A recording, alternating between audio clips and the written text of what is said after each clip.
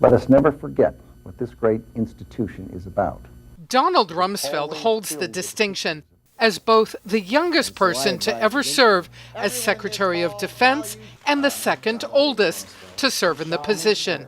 He was Defense Secretary for President Gerald Ford in the 1970s and President George W. Bush in the early 2000s. He's going to be a great Secretary of Defense again. It was his second stint in that role which would come to define what Donald Rumsfeld was most known for. Driven from office by the Iraq War after being seen as a hero in the hours after the 9/11 attack on the Pentagon. We have taken a series of measures to prevent further attacks and to determine who is responsible. Rumsfeld was inside the Pentagon when it was struck by a hijacked plane, killing 184 people.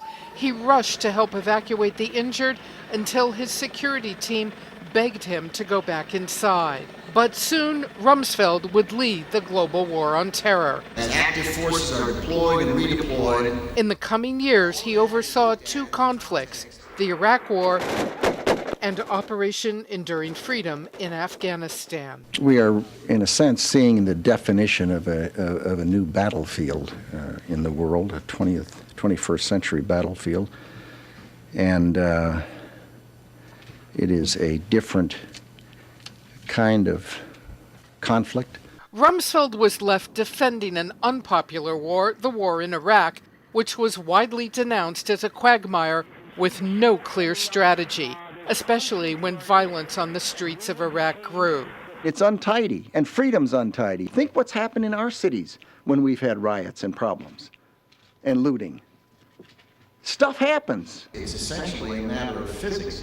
And Rumsfeld was roundly criticized for this answer to a soldier's question about the military's lack of properly armored vehicles in Iraq. As you know, you go to war with the army you have, not the army you might want or wish to have at a later time. Many held him responsible for the Abu Ghraib torture scandal and abuse of detainees. These events occurred on my watch. As Secretary of Defense, I am accountable for them, and I take full responsibility. And Rumsfeld would become known around the Pentagon for his so-called snowflakes, memos on everything he was thinking. There are known unknowns. That is to say, we know there are some things we do not know. But there are also unknown unknowns. The ones we don't know, we don't know. Born in Chicago in 1932, Donald Rumsfeld was both a college wrestler at Princeton and a Navy pilot, skills that served him well perhaps in later life in government office, grappling with and navigating through a complicated political landscape.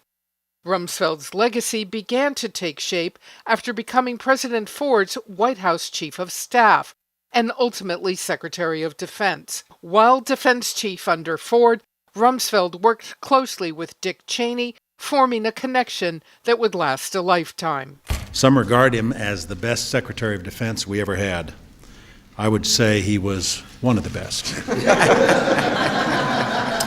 But for many who were at the Pentagon that terrible 9/11 day, the most important legacy, even as the building was in flames, Donald Rumsfeld stayed, refusing to leave for a safer location. Donald Rumsfeld was indeed a controversial public servant, but he never retreated.